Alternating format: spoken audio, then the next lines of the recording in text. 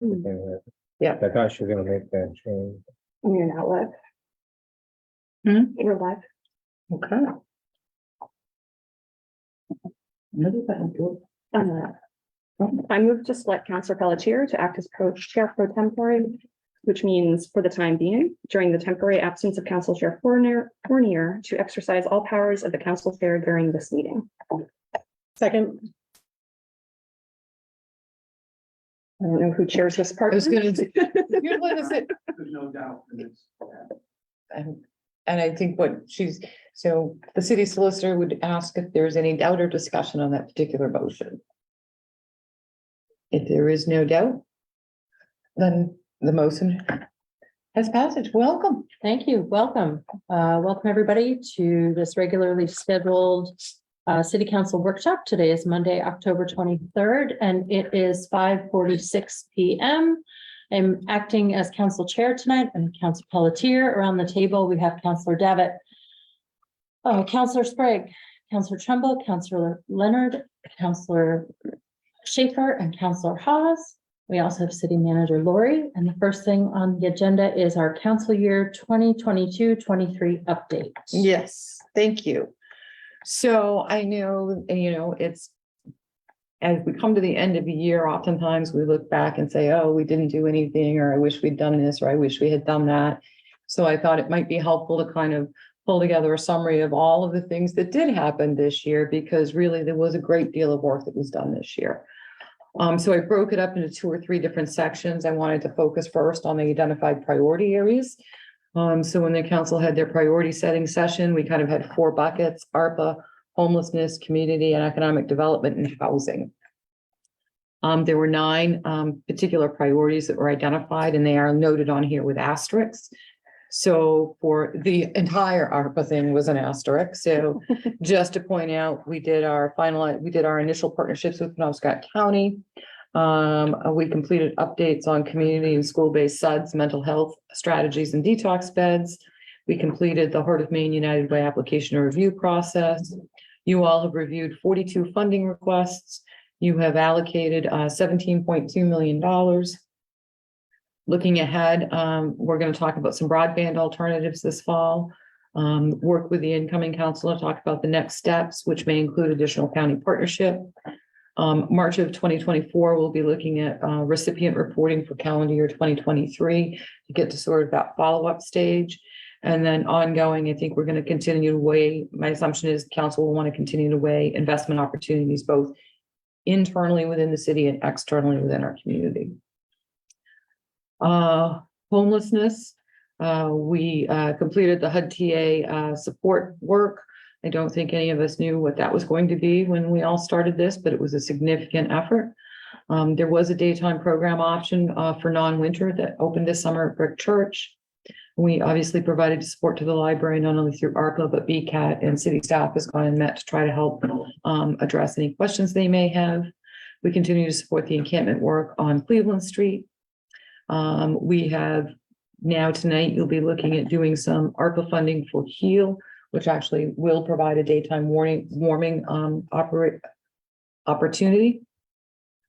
We have tonight, we are going to look at amending our emergency shelter zoning. We also, just from a homelessness perspective, between general assistance, reunifications, vouchers, and abatement, we diverted 919 individuals potentially for becoming unhoused this year through the support of what we do on a day-to-day basis. 265 unsheltered individuals were housed, and that's through our Shelter Plus Care program, which does focus on unhoused individuals. We estimate we had 406 outreach contacts that were making contact with individuals, and our public health did about 12 organizations or public presentations. This fall, we're going to finalize our homeless position, kind of try to work through our post-encampment workflow. Interestingly enough, I actually had some outreach from the Secretary of HUD's office earlier this month. And then I had some follow-up again here this week, and talked about some of the struggles with the individuals that we're really trying to house now. They have a number of barriers. Many of them are more difficult to house. The secretary's office is offering to go ahead and meet with whoever they need to meet to talk about behavioral health outreach, which is a slight shift, which I think is going to be very helpful. So that was good news. We're going to develop some sort of comprehensive data to be updated regularly. The problem is how we bring all of those systems together. We'll continue to participate in statewide work to retool the system and align support outreach work across all organizations in the homelessness area. Community and economic development. We hired a new director in January 2023. We did make zoning changes. One of the priorities was the Bangor Mall ordinance update. You may recall, we did make some zoning changes that will allow for residential use and shopping, personal services, and general services in commercial district. We have submitted our comprehensive plan for acceptance at the state level. There was $711,000 in ARPA funding awarded for community workforce development. We do have an architect engineer on board for a commercial kitchen once we define what we're going to move forward with for a project. I think No Mow May was a big hit in a whole bunch of ways. We've gotten rid of yard sale permits. Obviously, the council authorized a new lease. So we have Nile Heating Systems, which is expanded in Bangor. We sold 6 to 16 Central Street and is actively being refurbished and reinvigorated.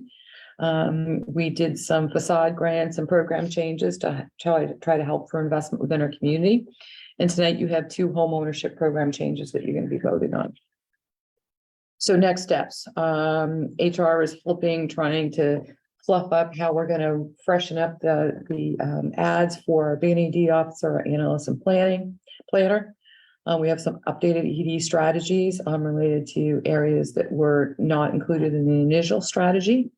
We're going to finalize the commercial kitchen plan. Just for those of you who may not have been here at BNED last week, the consultant will be presenting her report on Monday, November 6th.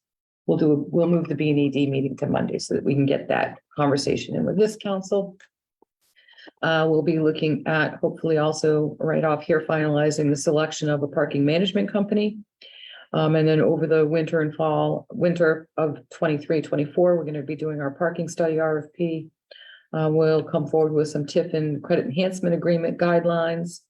Obviously, throughout, we'll be implementing a comprehensive plan and then ongoing our downtown Bangor partnership support. Housing. So we did our Penobscot County ARPA partnership. I think that first housing that's how we did the Penquist. And some Fresh Start came through that way. We awarded $4 million in ARPA funding specifically for housing. We added the residential use in the mall areas, just like what we were talking about. We have updated the vacant property registration ordinance to kind of make it a little more bitey. So if you want to sit in vacant property, it's going to cost you $8,000 a year, actually. Council adopted the tenants' rights ordinance. Tonight on your agenda, you have the short-term rental ordinance. Permanent supportive housing is now a defined use in our housing ordinance. We expanded zoning for permanent supportive housing throughout the community. We've updated mobile and manufactured home park ordinance. We have already enacted the changes to comply with LD 2003. We removed the deed restrictions attached to 22 Cleveland Street to allow that to move forward as permanent supportive housing. We also supported that with some CDBG funding. We amended some parking leases down here at 183 Hartwell Street, which supports the reconfiguration of the old schoolhouse property. It was previously, I think, around 40 units of housing. And through this refurbishment, they actually increased the number of units in there by about 21. So that was a nice pickup. Sunset Avenue, we made the connections with the property owners to Bangor Housing. That has gone through the rezoning process and it has also been awarded ARPA funds. We did a TIF for a tax increment financing agreement for the Milford Place family housing, which is the phase 2 of that work up there. We've updated and created the housing progress webpage. You did 8 residential zone changes, which actually allowed for increased density. There were 115 new dwelling units that came on board over about a 14-month period. And we have 323 dwelling units that are pending completion. So we have done some good things there. I've actually seen the draft of the housing position, so that should be out in the next week or two. They are working through finalizing the housing study to get that out. We are also have requests out to do pre-approved building plans. And then over the winter, we'll be looking at the rental registry licensure pilot, kind of two-prong approach. Continue to look for how we might be able to help with sprinkler systems and heat pumps and multifamily. And continue to look at new housing considerations like co-living and co-housing. So those were just your I was gonna priorities. say, can we pause here before we move on to page? 2, Yes. For discussion, questions, comments.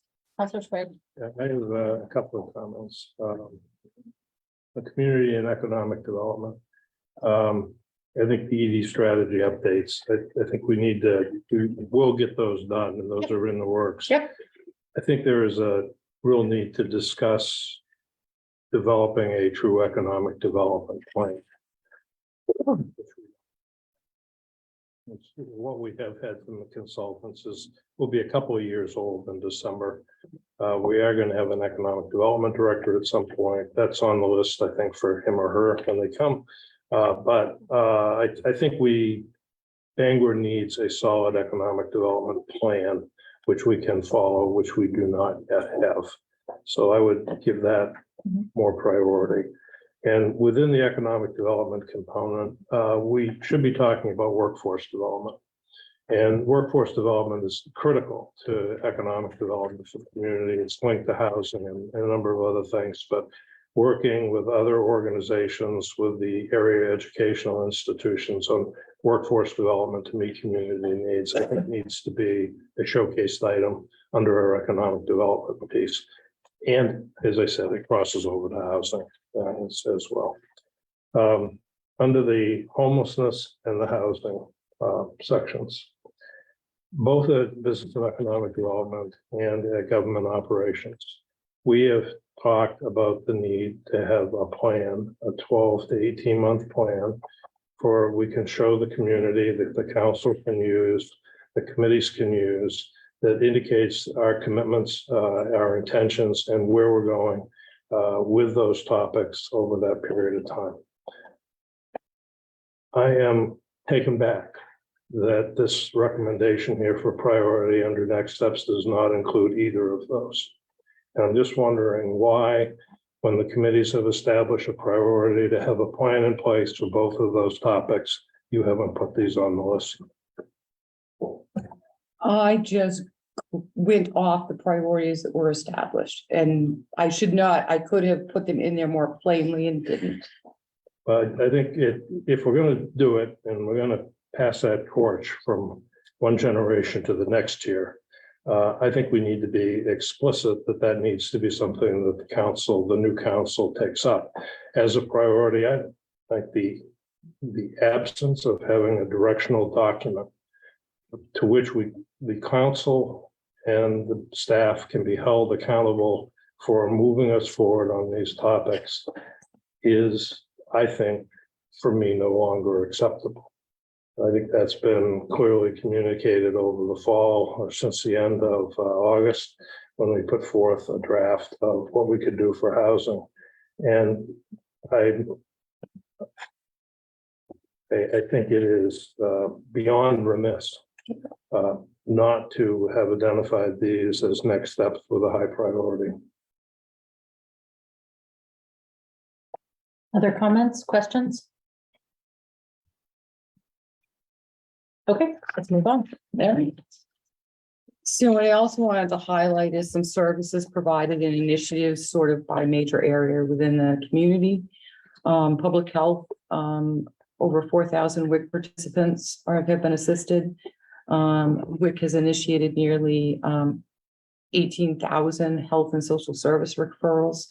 We've distributed over $36,000 doses of Narcan and provided over $5,000 vaccinations. I don't know why I'm getting caught on dollars. I know. So we do have our syringe waste pickup partnership in place. Base community needs health assessment has been completed. The city health survey has started. Obviously, many of you know, our Director of Public Health will be retiring in February. So that position is already posted. So that will be an area of emphasis this coming winter. We need to define our opioid settlement fund strategy. And then finally, to complete our public health accreditation process. Public safety, the public safety reports on a calendar year. So these are 2022 numbers.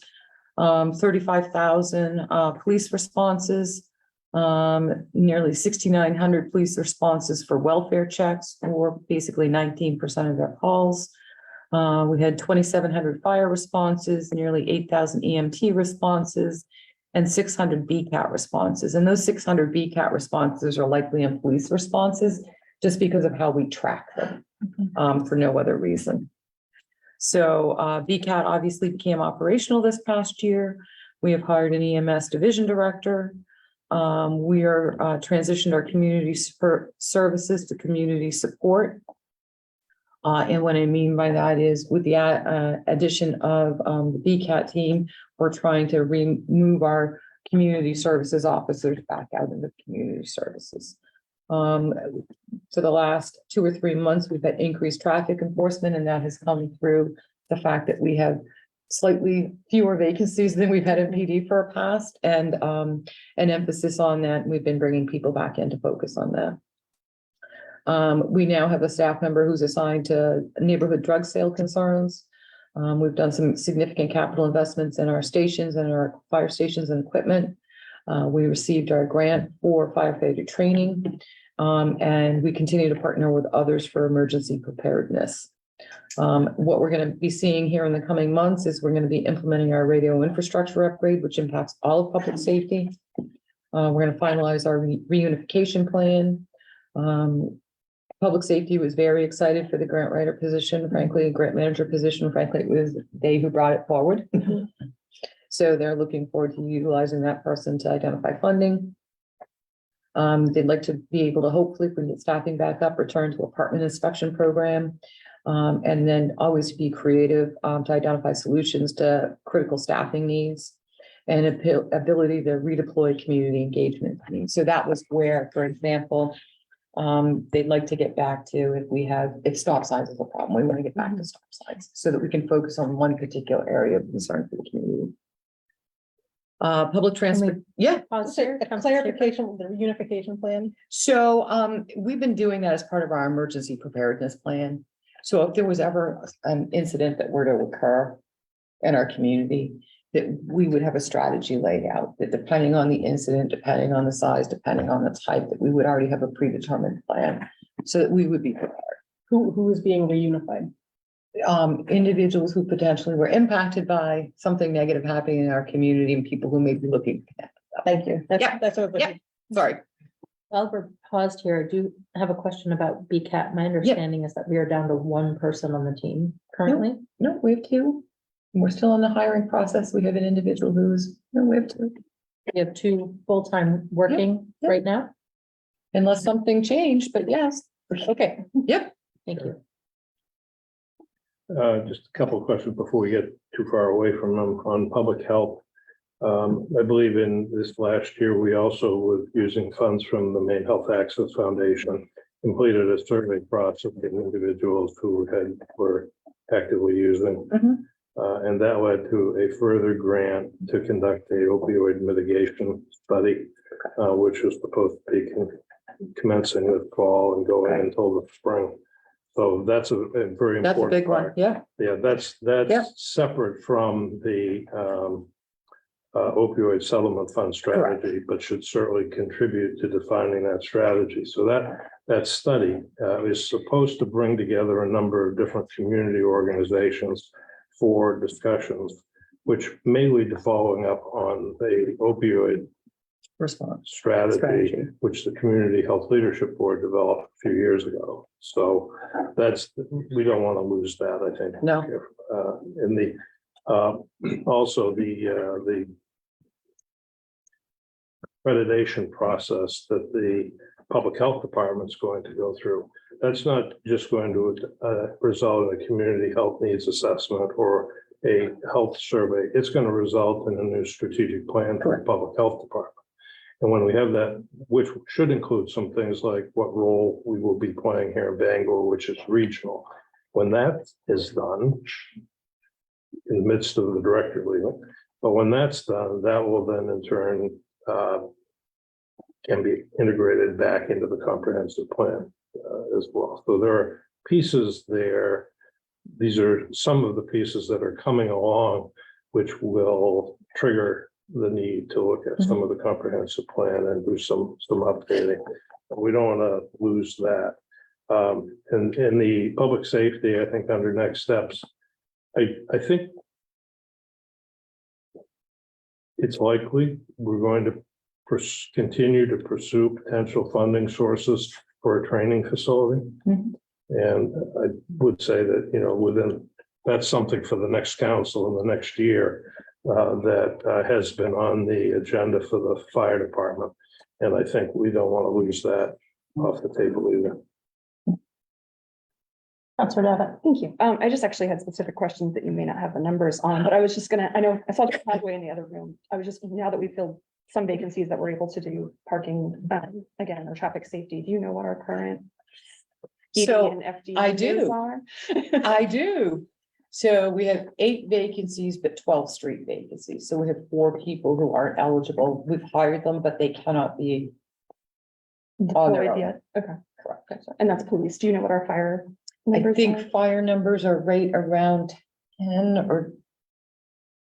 Sorry, Sorry, sorry, Courtney. Sorry, Courtney.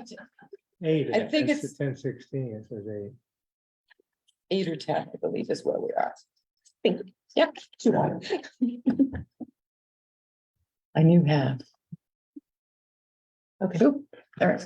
And you just want to clarify, Sue, and the current public health director had shared the timeline for the accreditation, I believe, spans into 2025. So hopefully we'll have a new public health director in before that all gets finalized. Public transportation, 416,000 public transit rides. We have opened our transit center. We reinstated Saturday service. We have adopted a fixed stop policy. We've contracted for our technology upgrades, and we've implemented and adopted our required safety plan. So coming into the next year, we're going to need to implement our fixed stop policy, implement our technology upgrades. We'll be undertaking a significant bus storage facility capital project, and then the regulatory compliance. We're a small agency and we're expected to act and follow every rule as if we're a $200 million agency. So we have some struggles at times, but we're working through them. Public services, just under 16 miles of streets and sidewalks repaired or paved in this year. Just under 3,100 service requests have been fulfilled. 214 tree service requests have been fulfilled. 2,700 fleet vehicle service orders have been filled. And during the year, based on the budget that's been adopted, we've actually acquired 30 and disposed of 30 vehicles through our fleet. Actually, I didn't mean to. Yeah. This isn't adding up to me, this public transit rides, Yeah. 416,000. That's like over 1,000 a day. We don't have over 1,000. But it counts Is by that leg, every doesn't it, segment of Courtney? it? It's- The public transit rides count by segment. So if they got off and got back on, correct. Right. How we count it? I thought we didn't have a mechanism to count it. It's Was it estimate? rudimentary. It's based on these calculators. I'm thinking that's Yeah. kinda high. It's a manual process the drivers actually have to Okay. physically do. all right. Yeah. Yeah. But with this thing that we're bidding on and we're gonna approve the bid tonight. we're Yes, gonna the help that. automatic We're rider gonna have pattern. definite numbers. okay. Yes. That's correct. That's the goal. Right, thank Yep. you. Along with announcements, Right, And updates. Do we attack the apps. bus? Yes, Mhm. yes. It's exciting stuff. right. Sorry about. That's okay. Under public service this year, they worked with parks, treated 20 trees for a brown tail moth. We've completed successful inspections of both our snow dump and our compost site. With the support from the council, we've transitioned to a calendar year paving contract, which should help. We've done some realignment of leadership at Public Works this year for paving, training, and forestry. We are working on the expansion of our waterfront trail. Public Works really has done a lot to build relationships with the educational institutions. Began implementation of the asset management program. We are looking at revising our strategy and approach for this coming winter regarding sidewalk snow removal. Done a significant number of culvert replacement to address stormwater, and the Finson Road reconstruction happened and people seem to be very happy. It's happened on time and in a timely manner. So the next initiatives that you're likely going to see are the Village Partnership Initiative. That's the whole, what could your whole downtown be? You could replace it all. So we're going to be looking at the design for that. The 14th Street Trail Extension, that is coming, fully implement our asset management software. Pickering Square Phase 3 improvements. We did the public input process, and so over the winter, we'll be doing the design to get that out. We'd also like to start a public process to do a Broad Street Park redesign as well. And looking at the Ohio Street Bridge replacement. Ongoing, we're going to obviously continue to support the MRC efforts for trash facility. We're going to continue our stormwater monitoring, and we're begin to see some implementations of our forest management plan strategies. Questions and comments? Moving on. All right, page 2 of services provided and initiatives, in case page 1 wasn't enough. Recreation, we had 22,300 participants from between pools, childcare, and programming. Just under 31,000 rounds of golf. We had just under 176,000 attendees at the waterfront concerts, just under 1,600 American Cruise Line passengers. And that one's asterisk. Next year, American Cruise Lines will begin and end in Bangor. So it won't just be a stop in the middle. It'll be an onboarding point and an offloading point. So that's a big win. We have 244 community garden beds. We have 52 short-term dock rentals and 5 food vendors.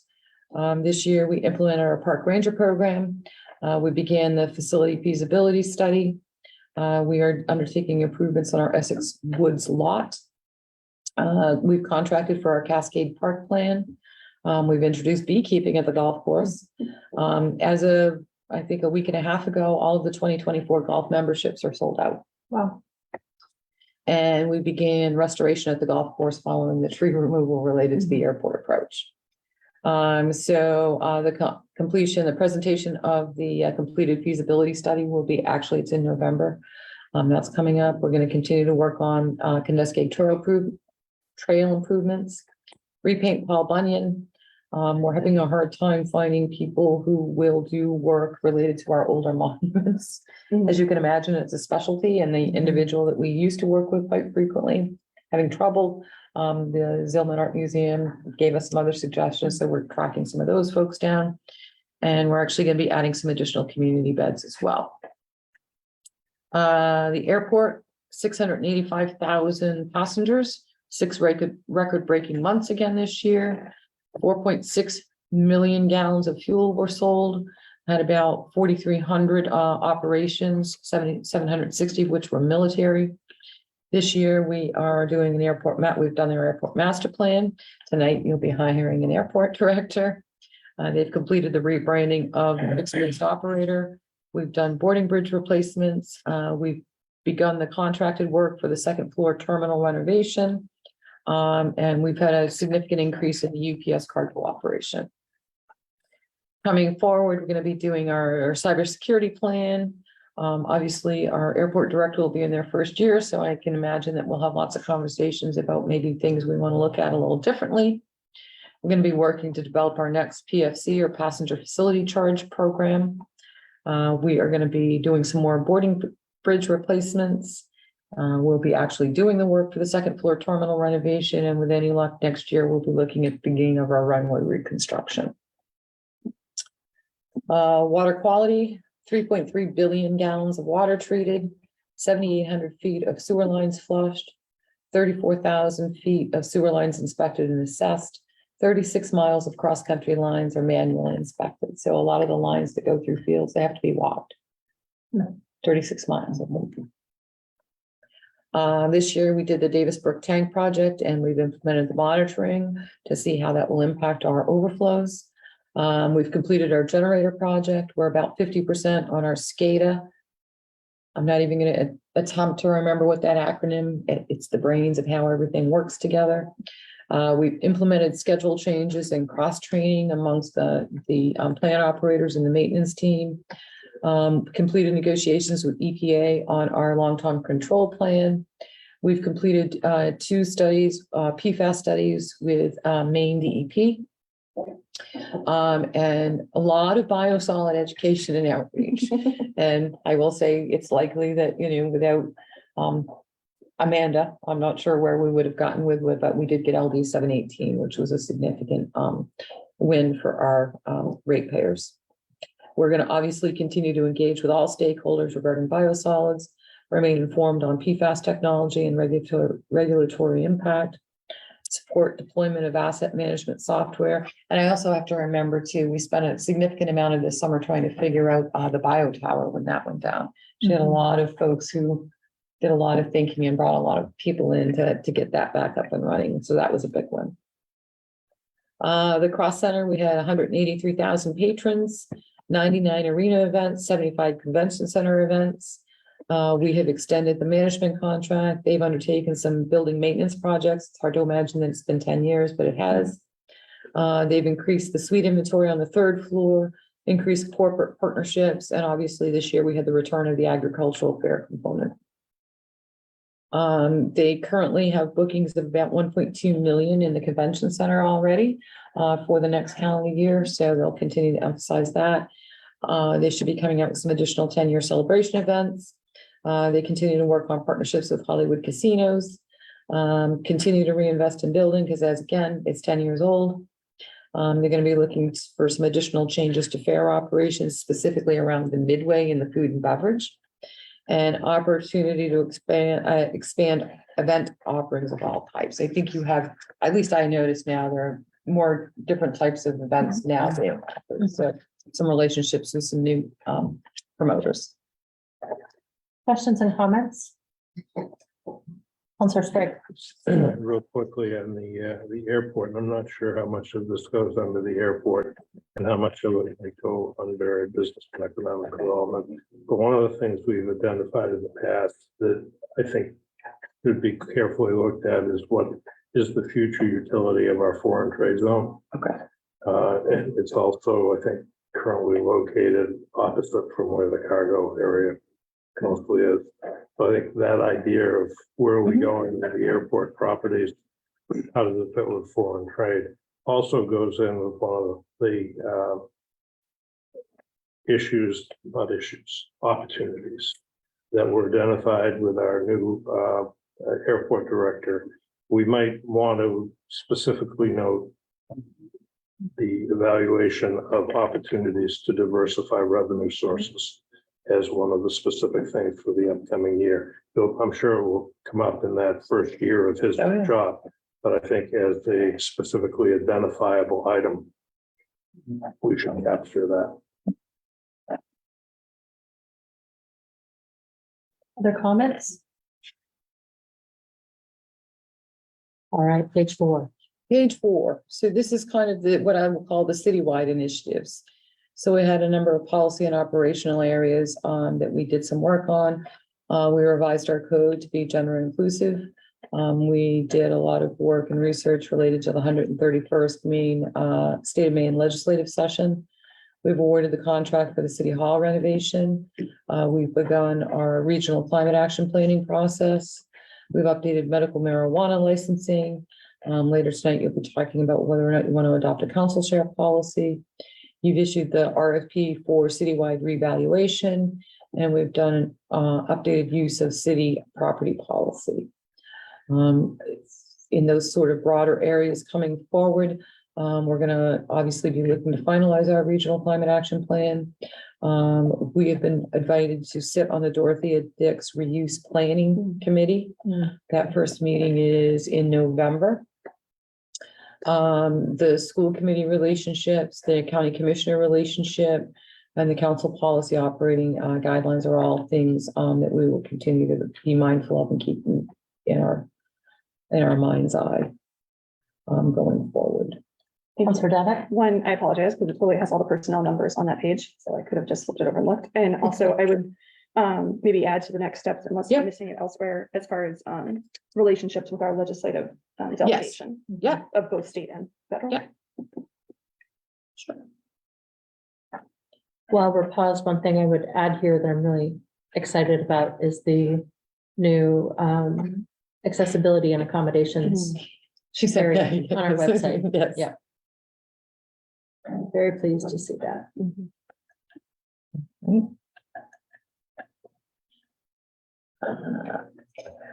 Public engagement, I just wanted to give you a sense of how much goes in. So if anybody's running for city council, whoever's running for city council, if you're listening to this, don't be horrified, but just under 3,300 emails or public comments to the council over the last year.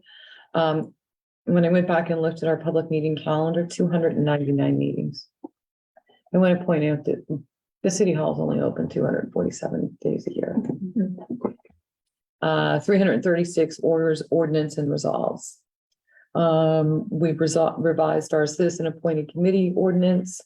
We've got our contract for our website redesign. It's not just website, it's also about queue alerts and notifications and service requests. So when we say website design, please understand it's more than that. We implemented some staff changes to provide more support of communication. And we had a significant amount of comprehensive plan outreach. And I think a lot of those initiatives continue. I think you heard Ann say they're going to the polls to talk to the people again this year. Obviously, we're going to be looking at implementing our website redesign and continue to improve our communication strategy and continue the digitization of our documents for online access. That's a big deal for us. Obviously, I don't put personnel last because it's last. I put personnel last because frankly, if we don't have the people, we can't do all of these things that we do. Our personnel is integral to our ability to provide the services that our citizens want, expect, and need. So I thought it would be helpful if we did sort of a quick recap of, we have just over 606 positions. Right now, we have 62 vacant positions, 10% of the workforce. And what we did is we broke it out by area. So we also provided 5 years, 5.5 years of separation information so that you can understand what kind of the turnover has looked like historically. And fiscal year 23 has been a big turnover year.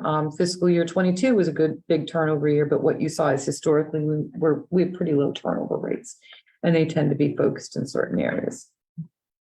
A lot of conversations about what we do for benefits and support of our employees. So we have some existing benefits that I wanted to make sure everybody understood.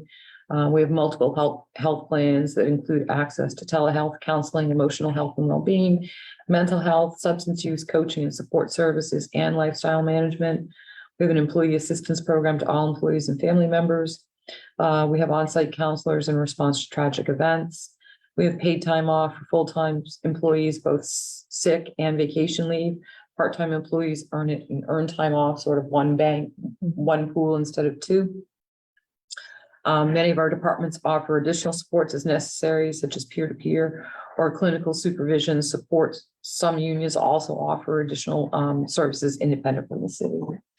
So what have we done this year? We've actually completed 3 collective bargaining agreements, revised your council appointee evaluation process. We completed a health insurance bid process, and we have undertaken an in-house CDL training and licensing process. Next steps, we've got a pretty good draft of personnel rules and regulations that we want to revise. Starting to work with the department heads, because many of us will sit in a room and think that's a great idea. And then you talk to somebody, well, I have this. Oh, okay. So we're working our way through that. And we are actually looking at that for a couple of things. If you think about governments, I don't think our whole rewrite of our personnel rules and regulations has been for probably over 20 years.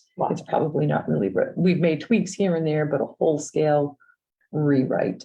So we really want to make sure that it's more reflective of the current employment environment, because it really isn't.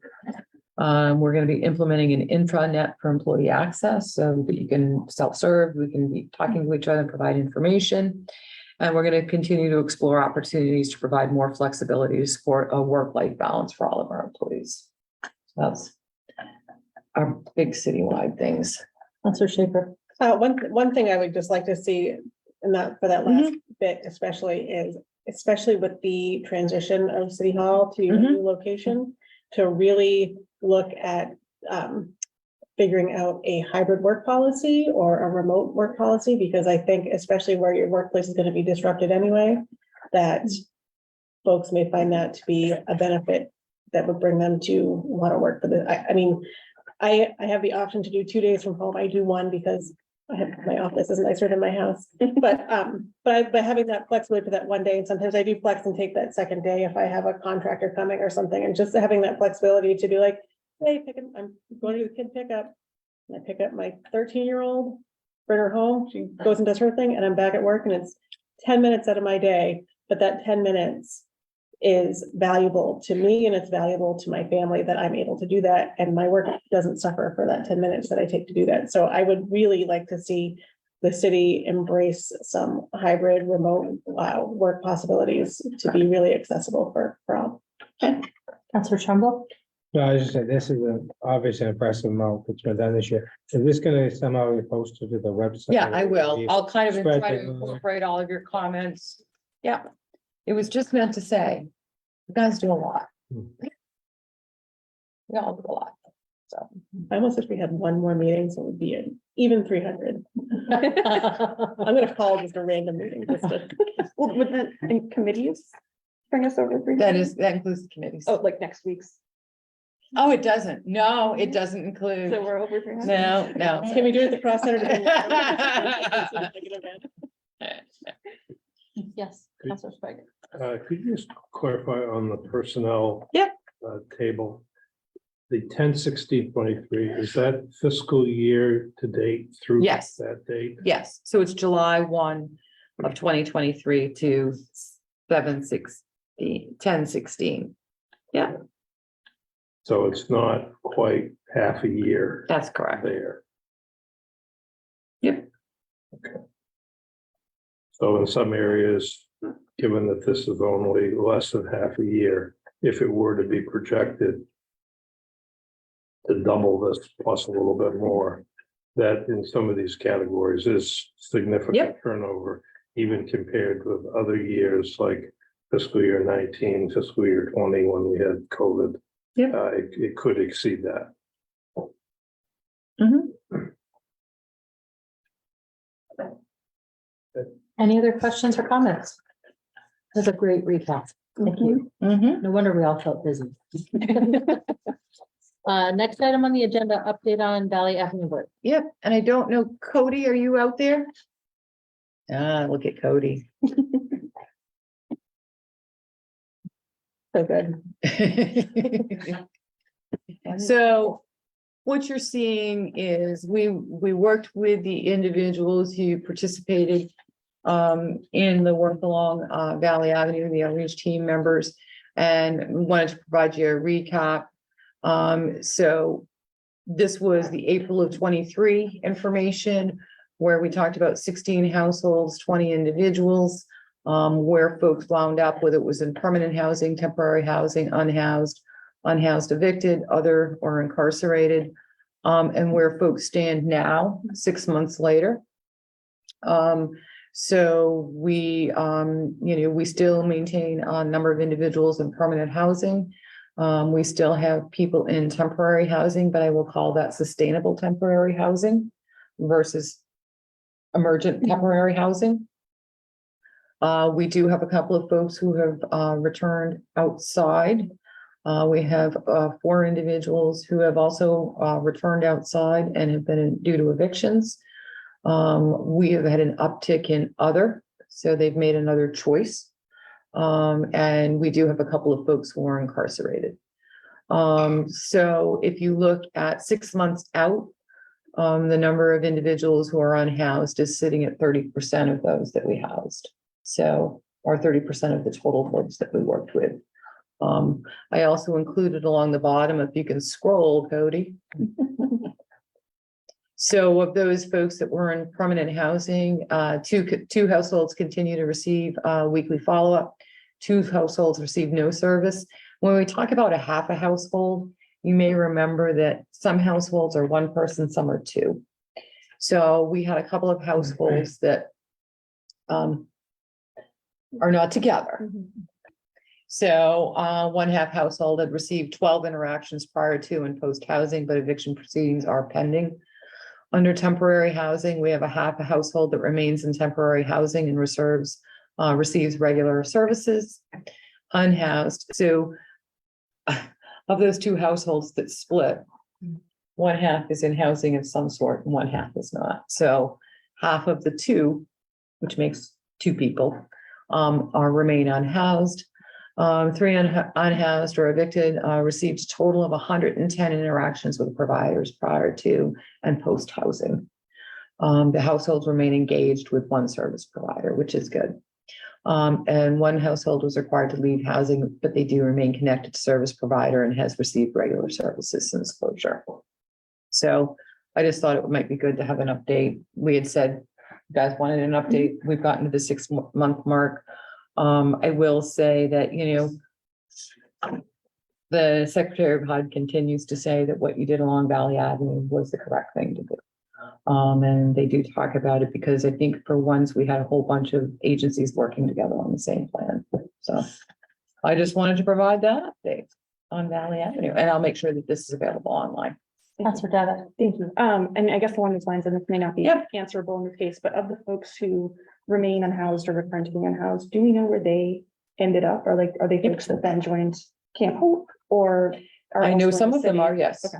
Yep, I've actually seen. Well, I know that yes, most of them are behind Camp Hope. So Yep. when they moved from Valley Ave, Yep. that's where they went. Yep. Thank you. That not from Valley Ave, They were how, yes, but when they. when returned to they being left their unhoused, housing, That's where they. that's okay. correct. Counselor Is Schaefer. incarcerated considered housed or unhoused? I didn't consider them unhoused. Yeah, that's fine. I just wanted to Yep. know. Okay, All right, manager updates. so we're gonna do something a little different. Sorry, Courtney. Okay, so we have a couple of people who want to chime in with some manager updates. So Courtney's gonna talk you through sort of what we're looking at as we move off-site for our renovation and what that's gonna look like for our meetings and how we broadcast our meetings and talk about the communication plan for that. Yeah, so I thought you meant by apologizing, I was bumped or something, so. No, I didn't give you a heads up that I was gonna call you first. Oh, gotcha, I was prepared. Yeah, so everyone knows we pivoted significantly during the pandemic to accommodate meetings in general in a safe and efficient manner. And I think through that process, we've evolved a lot, and things like Zoom, we know is never going to go away. And so we need to kind of revamp our current processes and things in place to ensure that moving forward, that makes sense, not only from a public transparency standpoint, but also from an internal, with new chambers and things to make sure that it makes sense with our setup. So that's kind of where we started with this. And then, of course, with the renovations and the move to another building, we will not be able to live broadcast through the government channel during that period. We will do outreach in terms of, some slides, letting people know how they can participate and watch the shows live. And we'll also establish a regular schedule for those meetings to be regularly broadcast, like the day after, let's say, at the same time, something like that. So it's reliable and folks know when to expect that meeting. And then the other big piece of it is geared more toward Facebook and YouTube. So Facebook, for example, we've been live broadcasting since we pivoted in the pandemic, and the comments are open, but it's not monitored. If people want to participate, they come in person or they participate via Zoom. And something that we've been looking into on the back end is right now we use a website called Vbit for all of our videos storage. And what we're learning is a lot of municipalities are going to YouTube. it is more cost effective. Folks can watch on YouTube live, so there's no staff work that's needed to pull from here, making sure it's on there. They have captions, a lot of benefits to YouTube. So we did do a test because I was hoping we could live broadcast to both Facebook and YouTube. And it told me we were broadcasting to Facebook, but we were actually broadcasting to YouTube. So I had gone into Facebook and just, did an alert, let people know. And actually, I watched all the numbers tick over to YouTube. So it was kind of encouraging, easy thing with the link. You don't have to have an account with YouTube to watch it, which is fantastic. And actually the other piece of that shift that we would like to move from live streaming to Facebook to YouTube. Again, comments will be open. Don't want people thinking we're restricting that.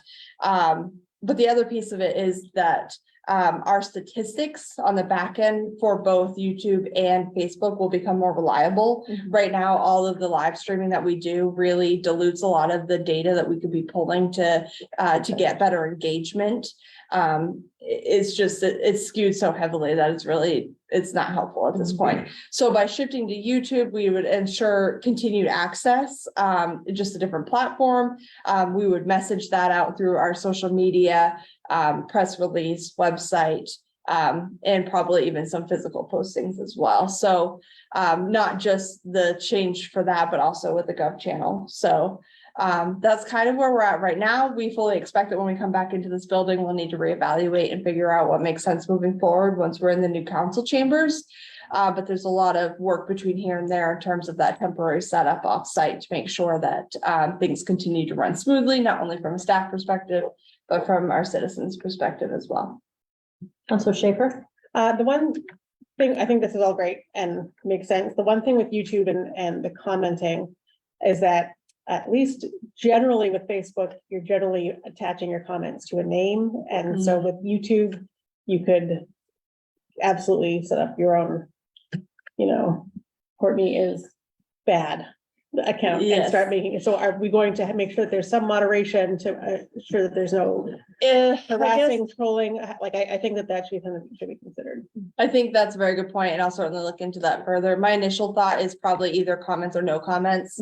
And maybe it's just redirecting folks to an area where they can email or something if they really do want to make their comments known. I forgot about that. Yeah, you can make any account you want. It's not generally tied to a name. Even if it was that you wanted to post a link to the YouTube video on Facebook later and somebody and Gretchen Schaefer could go in and say, Right. Courtney is bad, and I'm saying it is not, you're not, I think you're wonderful. But I can just, based on the other instances we've had and other municipalities have had in the last Yeah. few weeks and months. Yeah, It's something to be cognizant of. I appreciate that. Thank you. Councilor Sprague? A quick comment, and Council Schaefer may tell me this doesn't make any sense, but I would suggest we might reach out to Hassan and NESCOM at Hassan and ask if there are people there, perhaps students, who would like to do an assessment of our electronic communication strategies, as a project. I can tell you, they're definitely looking for off-site classroom space. It's But- suddenly. I mean, there are people there who are studying this communication strategies and the technologies and what can best be done with video and some of these parameters. And it might be a great student project, or at least to get some advice from some of the other people there of how we can be most contemporary in our strategies. So I know we're looking at incremental improvements, which you just mentioned. But as we're evaluating what it's going to be when we move back into the building particularly, it would be nice if we said, man, we've got a local university who's really helped to design a real state-of-the-art communication strategy for us. And I think we've got time, and I think we've got the resources to, reach out and do that. Great. I'm only half kidding about them meeting. Oh, I know. I read that article. Yeah. Great. Thank you. Yeah, absolutely. Now we're gonna make Aaron come up.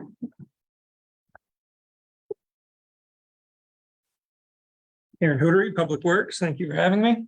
Very important information to put out tonight. We're moving on to our second phase of the sidewalk plow naming contest. In the first phase, we solicited suggestions from students across Bangor. We received 33 names from 6 different schools. And the incredible diversity and creativity of the names was overwhelming. Honestly, it was nice seeing what came out of it. The next step, we're going to take these machines out to the schools from the winning names, let them measure them and, visualize the space, and they're going to create art. We'll print that art onto whatever transfer paper that goes on vinyl. I guess. Vinyl. Goes I on was gonna say the machine. paper would melt. There's something that, vinyl. And then we'll do these updates throughout the winter. How many miles of sidewalk have they cleared, that type of thing. So the information you've been waiting for.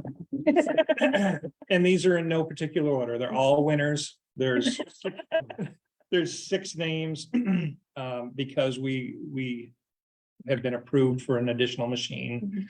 So I added a 6th name. So in alphabetical order, AC Sleater. And I don't know what these names necessarily mean, but these are the highest award. Go get her. I grew up, I'm a little older. Saved by the Bell, AC Slater was a okay. AC Sleater came from Vine Street School, not the right age group, but so that was number 1. Number Maybe their 2. grandparents gave them that. Yeah. Oh, Oh, wow. they're watching this Guys. Yeah, on exactly. streaming. Yeah. Number 2, Bangorilla. I thought that was a good one. Bangorilla from 14th Street School. Number 3, Freezemobile from the William Cohen School. Thought that was appropriate. Number 4 was actually my top vote getter, Nor'easter Beaster. Nice. Thought that was a good one. That came out of Bangor High School. Snarf Snarf. I don't know if anybody used to watch Thundercats, but Snarf was a Wow. character in Thundercats. So I'm a geek. Snarf Snarf from the Bangor Regional Program. And Snowy McBlowy from Abraham Lincoln School. So some great names. Congratulations to these schools. We're going to set up visits to the schools with the machine so that they can move on to that next phase of creating the artwork. And thank you for letting Public Works do this. Counselor Schaefer? I think that's great. I just wanted to give you your department of kudos, because the other day, my daughter took the car to school and she texted me when she got to school, said the stop sign's gone on the end of the street. I'm like, it is? Like, are you sure? You just didn't miss it? And my husband took my other daughter to school. He said, no, it's gone. It was tough to grass with the stop sign. I said, all right. So I filled out the Go Bangor app and I left my house at 8:25. I was like, wow, yeah, there's no stop sign there. And I came back at 9:15 and it was back. So I don't know. I was like, and I texted a picture to my daughter and she was like, did I just not see it? Like, she was horrified that she had completely hallucinated a missing stop sign. But I said, no, they were just so fast. It's already back. Thank So I just you. wanted to thank you for that. It was really appreciated. It's not a high traffic area. Anyone on that street knows to stop. It's a T stop, so you kind of know to stop, but it was, I don't know if you found it in the bushes or what, but it was. We can't always do that, but I'm very happy that we Yeah. did do Take it and go. Yeah. Take it and go. Thank you. So, Other questions or comments? Thank you. great, thank you very much. Snarf, snarf. What do you like when you learn those little tidbits about people? I'm not gonna lie, Erin. So the balance of updates, so there were some questions coming around because, Counselor Davitt, currently holds one of the budget committee seats for Penobscot County. I did reach out and talk to the Penobscot County Administrator. If there is a vacancy during, the 2-year term of a member of the budget committee, the commissioner in the corresponding district can appoint, an individual to finish that. So I believe Commissioner Baldacci is on that. Update on, Heal, syringe waste pickup partnership. Flyers for the businesses will be done and ready for distribution, this week. So far in October, we've had 10 requests. It would be 25 if they included sort of the soft opening period they did in September. 820 syringes have been picked up. 2,100 have been picked up from PD or as a result of PD's designation. So there's about almost 3,000 syringes. They've interacted with 5 to 8 interested individuals not looking for services, but obviously most referrals are coming from PD. The oddest request they had was coming from an apartment rental company. Companies making contact, asking for cleanups when renters leave. So they've been working to train the apartment managers and providing boxes and then circle back for the pickups after that. There's a regular check-in with Heal and Public Health, and it went well. So I just wanted to give folks an update on that. The application period for our Main State Housing's Warming Center funding closed on October 13th. I reached out to someone there. They anticipate that they're going to make the award announcement awards by the end of this week.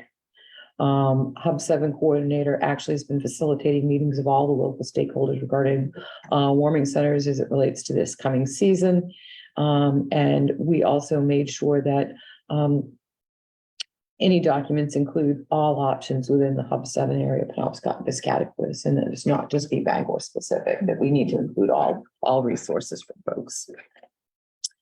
I'm actually, the Penobscot Housing Fund continues to have breakfasts. Going to that breakfast on Wednesday morning later this week.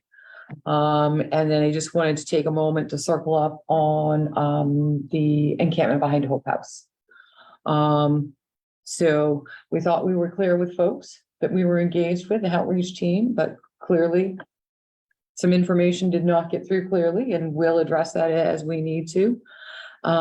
Just a reminder to folks, the outreach teams have been out there since May. They started in late May, beginning to work with individuals, try to identify folks, get their IDs together, similar to the work that we've done along Valley Avenue. It really had intensified over the last 2 or 3 months. This did start in late May. As the relationships were built, more time was spent there.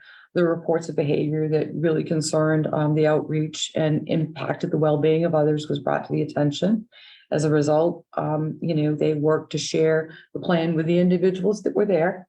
We're not going to be asked to leave. You're working with us. We need to help provide a safer environment for you. Clearly, the messaging did not go as we had hoped. Just to kind of wrap things up for you, by the end of the day, Friday, there were a handful of individuals who chose to leave the site. That's okay. At the end of the day, we actually issued 3 criminal trespass orders, and we posted 1 site because folks wouldn't respond or no one appeared to be there. They had 48 hours. We went back today. All of the individuals who were issued a criminal trespass notice were not on site. 2 of them had actually entered housing.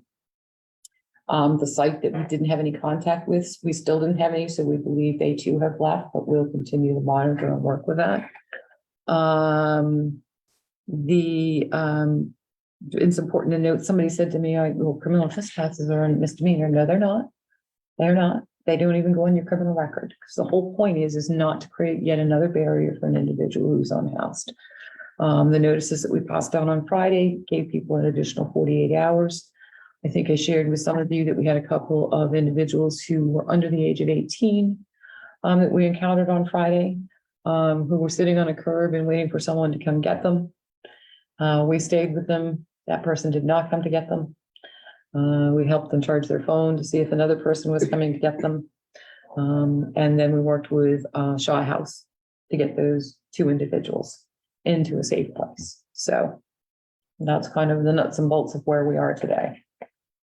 Councilor Devitt. Thank you. And I think you had mentioned at some point too, I mean, I know that there was going to be storage provided for Yeah. folks if they needed it. Yeah. Did anyone take? Nope. Use that? And then for the 1 site that they haven't returned to yet, that may or may not have left, we're leaving their things there. Yes. Yep. It is not our desire to remove anybody's items. They'll be back out on site with an additional outreach will be on site, but sort of the lead. What I'll call the lead outreach team member will be on site tomorrow, kind of look at things and see where we are. And we'll continue to assess. And it's not our desire to remove anyone's property, but if people are choosing to walk away from the property, we'll do our best to make sure that we don't discard anything that may be of value to that individual. Thank you. And then to your point that I think has been made clear for all of us is yes. Yeah. That more our communication lines definitely got messed up. And I know that was never, no one's intent by any means. So I think it seems like there'll be some good lessons learned from this in terms of. We learn lessons every day. We learn lessons every day. So folks were out again today, and it was our outreach folks who were out there again today. Folks, that they're well known. They're known to these individuals. And I actually had a couple of folks who approached me and wanted to talk to me specifically, and I went and talked to them. So it's good. We have a lot of people who are engaged. Hopefully it's a safer environment for those who will continue to work for us. And we can continue the work. We've got another person moving into housing this week. So that's a win. Councilor Leonard. So I have a few questions. We, earlier on, it was stated that there were going to be 10 to 20 individuals that we were going to look at for an eviction, or I can't remember exactly what, but it's been reported on through multiple news outlets. So we issued 3, correct? Correct. Okay, so those 10 to 20 individuals, minus the 3 that we already supplied evictions for, do we have an exact number of those people? Okay, so I can say that I asked outreach today. I said, can you give me a sense of the number of individuals who perhaps chose to leave before we got to that point? And they would say that it's somewhere between 4 to 6. And they say that because individuals will not always come out and engage with outreach. So it isn't always easy. I think they were estimating that 10 to 20 based on the number of structures. And structures can be misleading because some can be used for storage, some can be used for other things. so and I have Yeah. a few more questions. I know Sure. I know we have an executive meeting after, so I'll try to be very quick with this, but so of those people that we are looking at, we didn't come into contact with around that 10-20 that we were originally trying to get in contact with, but my question is, what was the purpose of contacting these 10 to 20 individuals? Because from what I've been understanding through the correspondence that we've had internally, and also what I've heard from multiple groups, both city employees, but also people who have lived in the encampments and people who were there at the encampment on that day as well, saying that but basically what criminal issues have occurred officially in the encampment? And is that something that you can present to us at some point? Sure. So I think the concern around the criminal behavior is the fact that this is reported by individuals within the encampment. And I understand there are individuals in the encampment who say there isn't any of that happening. The reports of the amount of drug dealing, substantial drug dealing in and out of that area, came from individuals within the encampment, came from, observation by outreach workers. But Observation. to reiterate though, is that evidence able to be supplied to council? Okay, so let's assume there is evidence then of what's going on. So I personally don't believe actions like this are even accepted by sociology professors in how to deal with encampments. And so if there are violent people that exist in these encampments and we effectively tell them that they have to move, what is the plan of how we're going to move these people outside the encampments if they refuse to engage with service providers? Because my biggest fear is they're going to go into urbanized areas or downtown, for example. So I guess my question is, what is the plan of the city after these actions on Friday to address those very real concerns that many citizens are very concerned about at this point in time? So I would say that part of our struggle to really address behaviors within the encampment is when we respond then the individuals in the encampments really do not want to communicate with law enforcement. So we can show up and no one will talk to us. That could be, so outreach workers share that they are concerned, individuals are concerned about potential retaliation if they do speak to a police officer within the encampment itself. And also the individual may have an outstanding warrant of their own.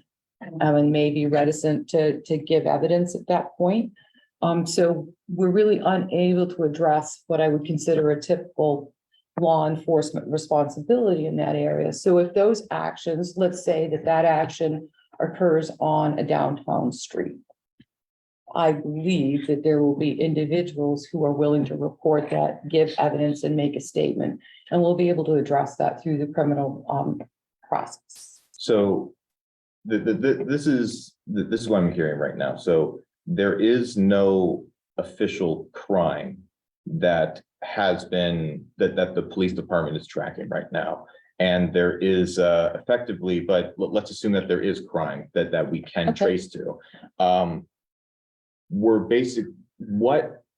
What is the plan for these individuals that engage in these potentially hazardous actions Yeah. to make sure that they do not come into urbanized communities at the end of the day? Because right now, if they were already in the encampment doing these activities, that is probably not only safest for them, it's also safest for Bangor community members as well. Because when these people get pushed out, I'm very concerned where they are going to go and how they're going to survive. For example, I have had a lived experience where someone was effectively found a way during the pandemic in 2020 to enter without permission into my apartment complex because there were not enough services and not enough places for them to exist. And so we had people living in our apartment complex, and that was a huge distressor to the landlord. That was a huge distressor to the tenants that lived there. My concern is if we push people out of this encampment when we cannot provide them with an adequate place to live, I'm concerned that this is going to affect our community members just as much as it affects them. So I'm sure there are other people that have questions, and I want to give the floor to them because I know we're running out of time, but I'm just going to be honest. I have a lot of concerns about what happened Friday, and I really want to see more transparency, more answers coming forward after that. Okay. Councilor Trumbull? Yeah, I know this was discussed a lot, and I'm pretty sure we were all on board with what we did on Friday, but I don't know, what was the total population out there? I mean, we're talking about 10 people, but it's a bigger group. No, I mean, it's really, at this point, it's not as large as it had been before. I'm gonna say it was between 50 and 60 Right. individuals. So, I mean, I total. think a lot of people are thinking it was gonna be like a Valley Avenue type thing. Yeah, it was. And I know that wasn't the plan, but so there's still a number of people out Oh, gosh, there yeah. we're engaged with, we're trying to help, and so we're still trying, 40 or 50 people that we're Yes. still working with, Yes. trying to find a better situation, but Yes. there were, so we're still engaged with a large group of people. Yep, outreach is still out Right. there every day. Councilor Devitt? Thank you. Councilor Trumbull made one of the points I was going to make was that when the city manager brought this up to us a few weeks ago, no one at the table had any issues with it. But also just that I know that the water tower Mhm. is coming up. Yes, So, spring of 2024. okay, so I, as we know in the long-term planning, and obviously I will not be on council, but just as that is something to keep communication open and as up to date as possible, I think, given the other issues we've had. But they And- got that fenced out already. They do have that fenced out, but there'll be a lot of equipment. Oh, yeah. Yeah, Moving in and out of there, which is gonna present a potential safety issue. And they are telling me that the Pine Tree Inn should start soon. So that will be, but that's good noise. It's all good noise, because it becomes 41 units of permanent supportive housing. Councilor Schaefer? How many units of permanent supportive housing do we have in Bangor currently? Oh, my heavens. We, I have no idea. Because it's, at this point, it's, a lot of it is onesie, twosies and threesies, so we don't see it in those big numbers. Okay. But, you know, so this will be the largest scale, largest single Yep. location. and that's all I have. Okay, executive session? Yes, I need to go into executive sessions. There's two, one MRSA 4056A personnel and one MRSA 4056 FD, Amalgamated Transit Union Community Connector. second. We have a motion, we have a second, it's an executive session, we have a roll call vote. Counselor Haas, Yes. Counselor Schaefer, Yes. Counselor Leonard, Yes. Counselor Trumbull, Yes. Counselor Sprague, Yes. Counselor Bennett. Yes. I am a yes, it's unanimous.